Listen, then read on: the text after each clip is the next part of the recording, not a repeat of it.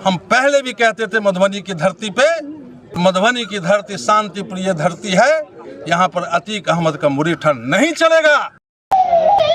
कड़ी सुरक्षा व्यवस्था के बीच मधुबनी एवं झंझारपुर लोकसभा क्षेत्र की मतगणना आरके कॉलेज में हुई संपन्न।